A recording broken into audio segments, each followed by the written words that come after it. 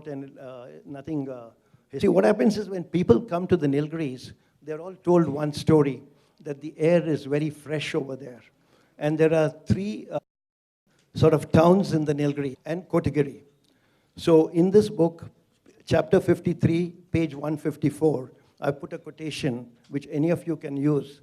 The air in the Nilgiri is rumored to have the purest air. All newcomers are constantly bombarded with the oft-repeated refrain that a person lives till the age of 80 in Uti, 90 in Kannur, and has to be shot dead in Kotagiri. So this is in this book, page 154. So I think before I'll finish with the last acknowledgement part before you shoot me. But actually, you should have all the carpenters, all the plumbers, all the people, and most importantly, your wife's number. Because anybody who wants to build a house, contact his wife. She is a mover and a shaker at the end of this. She got up from almost from being in Mumbai. So who comes out as the heroine is not the house, not him, but his wife. Yeah, so let me just, my 12-year-old granddaughter, Raven, who after reading the first 10 pages, felt it was very funny and encouraged me to continue the style of writing. Her only grouse being that her grandmother is not in the book. So Raven's grandmother, Vidya, aka my dear wife, the total antithesis of the character in this book, who spent all her energy, sweat, and effort to make Raven's Nest the beauty it is today. In doing so, she was completely sapped and had no desire to document this adventure. Thus, by default, it fell in my lap, and Vidya has washed her hands of this project and told all her journalism students to only read this book so as to ascertain how not to write a novel. So this is at the end. Thank you very Lakshmi. much, Dr. Srinivas. I apologize once again for running off and leaving Mark with all these ladies, but his book has got sex and doesn't have, so he's the right person to be left. It's time you left. But before he goes, I want you to look at the most a house, building a house, killing people, and a slice of life, and romance, which is also horror from the other side. So you've got it all right here. Thank you, Doctor. Thanks. Hope to meet you when we have more time. Sure. At a discount. Now, we get back to the rest of the panel. So, instead of the usual question-answer session, I thought we would do something different. Truth or dare. Okay? Here it's going to be truth or truth, though. We just try it in a little different manner. So what I'm going to do is, I'm going to tell three things to each author. And this is what I glean. Any author, when they write, they include some autobiographical information. You can't escape from it because you write what you know. And so what your likes, dislikes seep into the book. Would you people agree? Yes. Yeah? So I'm going to tell three things that I got out of your books, which I think pertains to you. If it is correct, then you have to pay a forfeit by telling something else about yourselves. Okay? Something quirky, maybe an addiction, like to solitaire or whatever. Not anything further than that. We are still a children-friendly environment. So, and any addiction or any habits you have while writing. You circle the chair once, or you approach it from a certain angle, or vastu, whatever. Okay, so you give us some extra information. If I'm wrong, we'll take care of that. Okay, if I'm wrong, I'll read your book 5 times and write a 2-page synopsis on it. I work in a school now. Yes. I think you get that. Okay, we'll start off with Sujata. Okay. Now, one truth I got out of your book was this. You have been told that you speak English in Punjabi. Many times. Yeah. So I was right. Yes. This included this very interesting line in which her heroine, who is a Punjabi, is told that she speaks English in Punjabi. So tell us something else about I yours. will like to add on to this. I belong to Chandigarh and I have been in Mysore for past 18 years and this is my home now. So as you said that when I am in Mysore, people tell me that I speak English with Punjabi accent. When I go to Punjab, Chandigarh, and my friends, they say, now you are live in South and you speak English with the South Indian accent. Okay, so you can't win. Okay. Then, my second statement is Punjabi jutis. You either love them or you hate them. Which is the truth? I love them. Okay. But I'm not wearing them because I wanted to look tall. So I Okay. decided to wear heels. All right. She has a lot of this. She includes these jutis every so often. And when you look at the book cover, the heroine is wearing jutis. So that was the second thing. Yeah, see the cover, you can see her wearing jutis. Now, this is a little hard. I'm scared because she is a Mysorean, so am I. We meet often, and I always look forward to invites to her house. She serves good food. So I'm phrasing this differently. You know somebody who changed identities on Facebook. Do you know somebody, or did you do? No, do you know I somebody? think I should not be, I don't want to tell this on this forum, but you're talking about Leela and Ila, two characters, one character and two roles in my book. That is, of course, a fiction that I have created. And I thought how it is that we all have two identities. Even if we have one, we are one in front of everybody. But otherwise, we are something else. So that's what I tried to create in my book, that Leela is a very simple girl and who doesn't know anything. She's very innocent, but she creates a character on Facebook, which is Ila, because Ila is the identity she would want to be. So she said how nice it is, and Ila gets lots of responses, lots of comments, lots of likes on Facebook. And whereas Leela, when she posts something, there is not even a single like. So that's what her identity that she would like to be. So, do we give that point to me still? Can I have that point too, or no? Okay, the two-page synopsis. Yes. Thank you. All right. Look forward to it. Forward. I look forward to it. Yeah. Oh my God, I have to submit it too now. I was hoping to get away with it. Okay, next, Sita. Okay, the first thing is, you are from Madras, not Chennai. Okay. So now it's your turn. See, in her book, she says, this person is from Madras, not Chennai, which tells a lot about how long she has lived, how long ago she was in Madras. Go ahead and give us some more information on that. Oh, okay. Can you hear me?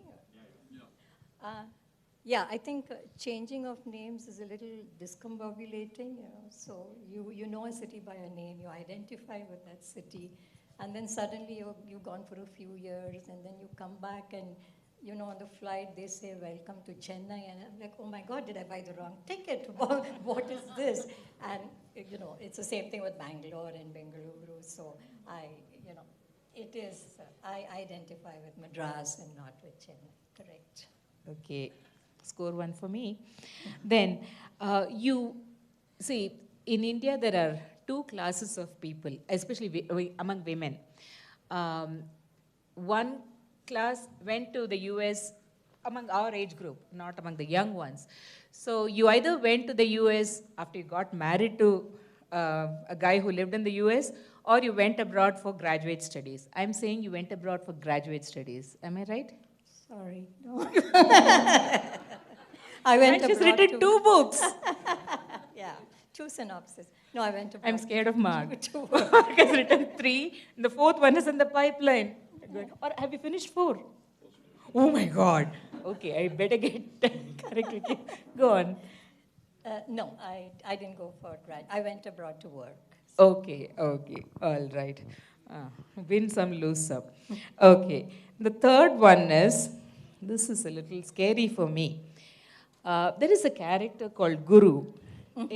He's a very minor character, but a very likable character. He's an auto rickshaw wala with a heart of gold. We all know those nice people who drive auto rickshaws. And so that Guru, you knew a person like him, yes or no?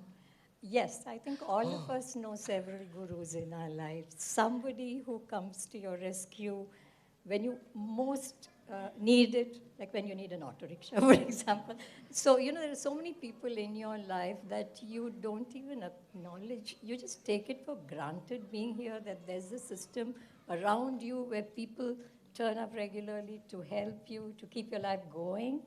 And then when you go somewhere else where you have to do just about everything yourself, you're your own auto rickshaw driver.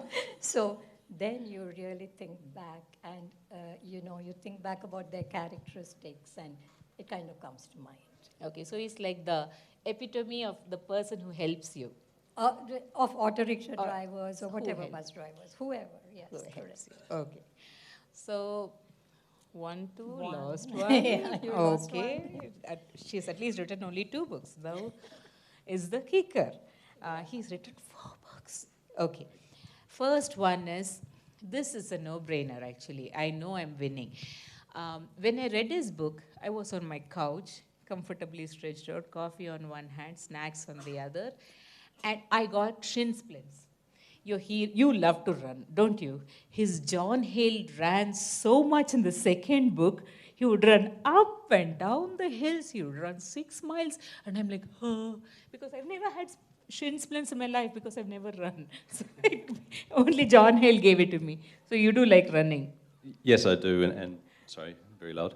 And as you said earlier, that in all our books there's always something of ourselves. So when I created the character of John Hayes out of thin air, I wanted to give him certain characteristics and certain behaviors that would repeat through the story. So I just use myself as a model, and when I write, when I imagine what's going to happen. Who better, huh? Yeah.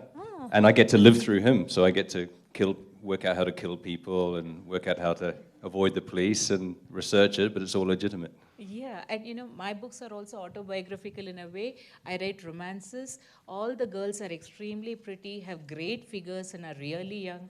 Autobiographical touches. What can I say? You can live through them, right? You live through your characters. Okay, second one. Reading his books also gave me acidity. Too much coffee. You love coffee and you have a French press. Yes.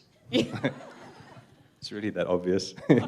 It was. Yeah. I also like gin, so... Oh, that wasn't in the book. Yeah, it was. If it had been, I would have, cultivated a habit. No, he's maybe not so much in the second one, but he drinks a lot of gin in the third one. Third one? Yeah. The first one, he was poor guy. He had tragedy in his life. His wife died, brutally murdered. Gives an excuse to drink. But I should read the third one now. Okay, done. Okay. And third one, this is a little hard. You have killed a chicken yourself, have you? But I know how to kill a chicken now. There's a scene in there's a scene where John Hayes, the hero, has to kill a chicken, and he's never done it before. But I actually had to research the best, most human home, and I'm certainly not going to kill a goat, that's for sure. Next. Okay. But you kill human beings. I mean, fiction. Joy Actually, of fiction. when my mother read my first book, she was horrified. She said, "How does all this stuff come out of your head? How do you think of all these things?" It's these cursing in different languages. Your second book, vocabulary, it truly does in his case. It's expanded mine. Yeah, maybe, well, teaching. You remember in another language of the bad words anyway. Yeah, yes. So we have a little bit, from the books they read. Now let's ask them, really, this is always these are all weird stories usually. Nobody just thinks, okay, I'll write and sit down one day. And Sujata's is definitely not autobiography. She shot? Yes, she shot dark apartment. If you, first of all, look at Sujata here. And do you see any of that here? And you should see her house. To correct you, you said it is not autobiographical in nature, as well as no. Okay. First, I will say no. And how she tries to, this is to, and So this thing is about your husband. And she's belongs to a very poor family and parents from small towns. It is that the destination for a girl or a boy. And there, she is very happy because she also believes that marriage is going to start after that. Women, do we all hear Caught up in an abusive marriage, and how she the dream, how she thinks that, okay, I have to achieve my dream, whatever the circumstances. It's autobiographical or no. First, it is not. And he really lives up to the published author. There is a husband who is ready to cook, take care of. So please don't tell my biographical in some way, because when I started writing the book for 5, 6, 7 years, and then I thought there is nothing for me to take from the company. There is really unhappy in my job, and but there was no challenge. And on top of that, I had, then I had these questions in my mind.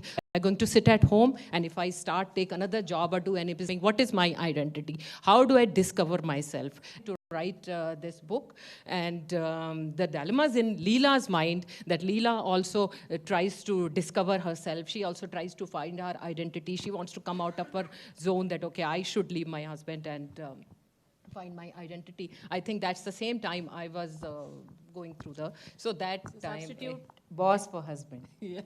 Okay, okay. So we all know which aspect of it is true. Now, what is your experience with your book? How did it get started? What was the event that triggered it, if any? And so, I mean, you don't wake up suddenly one day and say, I'm going to write a book. At least that wasn't me. And I think you're constantly writing in your mind. You're always writing stories in your mind. Writers are shameless eavesdroppers. Oh, yes. Yeah, and when somebody tells us a story, you know, we're looking at them, and then we say, oh, and then what happened, and what did this one say? Yes, You know? may I add something there? We also comes true. You may just, be running for a bike. Oh my God, we will create a life for you which may Or laugh. or laugh or something. When I eavesdrop, I don't want to hear the end of your conversation because I've already decided what it's going to be. So how did I get started in writing? I think it was more an emptiness syndrome when, the kids left home or whatever. It was like, what do I do? Suddenly there is no identity. And then I said, okay, now, let me bring these stories in my mind into this. And like every aspiring author, I sat down and I wrote a novel. And of course, sent it out to, I don't know how many agents, and didn't get accepted. And then I started going to workshops. And so in the workshop, you say, I wrote a novel. They say, good, put it away in your background, now start your real writing. So that's how I came into writing and started slowly. Also, I think, since you're writing in your mind, there are snippets that come across newspaper articles or a single line you hear somewhere that then you say, I wonder what will happen if I go down this path and so on. So that's how I came into writing. So, yeah. And you can see a lot of life in your real life incidents, that you might come across, or it might happen in your life or my life or anyone's life. Small things that become the basis for it. You're giving it the ending. I mean, once when I came to India, it was around Valentine's Day, and I don't know if anyone remembers this pink chuddy movement or something like that. And I was fascinated by that. It was like, because India I had left was very different India. And so then, and you can't write a story called Pink Chuddy Movement. So I kind of thought about it a lot. And, I called it a non-violent thong movement. And I'm sure all you youngsters know what a thong is. The women know what. Men probably know it better than what a thong is. But anyway, so, and then it kind of develops about, what is this, what's happening, and how do you make a story out of it, and so on. So, like that, every story just comes out of a snippet somewhere, a line of a conversation, a line in an article, or something. This one alone, I am going to give out. In her story, Swayamvar, Yeah. it's excellent. You have all these weddings being conducted by politicians, and there is this couple who are just randomly asked to come and garland each other and told, you're getting married, and they're given gifts of a silk sari, a dhoti, you should really read it, and a gold chain and all that. And they said, if you've married already, you can just take the gifts and go. If you're not married, it's up to you. And these two decide to actually get married. It's a very sweet, a romance. And Naturally, I that caught came on out to that. of a snippet that one of my nephews Yeah. told me, that apparently Jayalalitha used to do that for every birthday. She just I put didn't want to people off. mention names, but now that you are mentioning names, She's yes, gay. it was. So anyway, Her party is alive. yeah. So Or so. they just pull people off the street and get them married. And so the maid or somebody didn't come to work that day, and then they asked him in Tamil, "Ennapachi, why didn't you come?" And he puts his head down and says, "Kalyanam pannittangamma," And then right behind him is the shy young bride who he didn't know until the previous day, suddenly got married and got a gold chain and 10 kgs of rice and a silk sari or something. So then it's like, oh, this is really lovely material. Something that you might want to incorporate in your next Yeah. book. So, So put another twist to the marriage, the successful woman or unsuccessful woman. Thank you, Sita. And of course, Mark. I mean, what can be said of his books? It's dare I call it South Asian Reacher? Jack Reacher from South Asia, because he's been Yeah. around in that area. Yes, he's certainly the first three books are in South Asia, but the fourth one he actually moved to the Middle East. So This man has to be the luckiest guy. He gets to go around traveling, and every place he goes, he sets a book. So he has an excuse to travel, and he has got material to write to. Lucky duck. yeah, actually so going back to the original question was how I started writing, and one of the things about why I set it in different places, it goes back even further. So I've been asked a couple of times how I started to write, and I don't really have a simple answer. I think events through my life have led me to the stage where I've started writing. But if I was to say one thing, I started because of boredom. And I was sitting in an office in Hong Kong and sent the 100th boring email of the day, and I just thought, do I really want to spend the rest of my life doing this? And the answer was no. So I had this idea for a book, so I thought I'd sit down and write it. And the good thing is that whatever you're writing in the office, the boss thinks you're working. So I'd sit there, and he just sees me working away, and he's really happy. He thinks I'm being very productive, and so I wrote the book while I was in the office. And They didn't have CCTV in your room, I guess. no. Cubic. He just trusted me. He doesn't anymore. He doesn't anymore. But Taught him. But if I go back even further, so I've always read a lot. Sound very loud to me.